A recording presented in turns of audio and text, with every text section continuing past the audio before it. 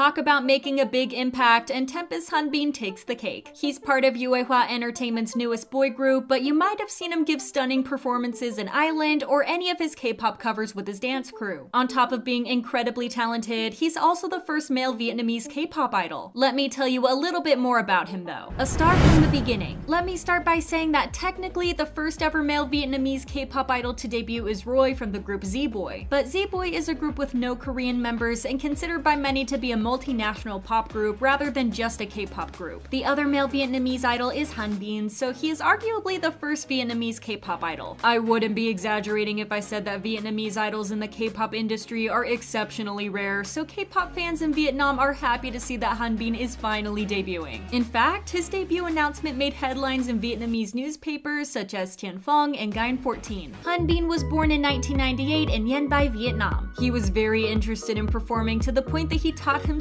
how to dance when he was only 15. He moved to Hanoi to go to university there. He founded a dance crew with his university friends called C.A.C. in 2016, and he was appointed as the leader. Crew competed in the Taipei Medical University talent show in 2017 and even won. Since then, C.A.C. started posting their covers of K-pop songs. They got to the point when they became highly successful as Hanbin left the crew in 2019 to start training to become a K-pop idol, and what better way to do that than join a survival show? On June 2nd, 2020, Hanbin was officially introduced as a participant in the CJ's and Big Hit Entertainment survival show Island. He got everyone's attention right away, and it's not hard to see why. With his incredible dance skills and visuals, it wasn't surprising that people couldn't look away from him. But I think that everyone who watched Island can tell that he was done dirty by the producers. I mean, a boy as talented as him not getting any screen time? How is that possible? Not only was his screen time cut severely, but the attention was taken away from him even if he was supposed to be in the spotlight. In full performances that aired on the show, the camera did not stay on him during his parts and instead focused on others. It was probably because Hanbin was nice, got along with everyone, and did his job without any complaints. The Island producers wanted drama, and Hanbin brought none, so they cut his time off. But nevertheless, Hanbin shined whenever he got the chance and showed everyone just how talented he is. Unfortunately, he got eliminated on episode 11 and couldn't debut in Hanbin, but his fan base grew enormously. His fan cams were some of the most watched fan cams among the Island contestants, and Big Hit would be dumb not to capitalize on his popularity among viewers. I mean, they were handed a massive fan base on a silver platter by a guy who was already well known and then even exploded in popularity during Island despite not being fairly treated. What more could they want? The success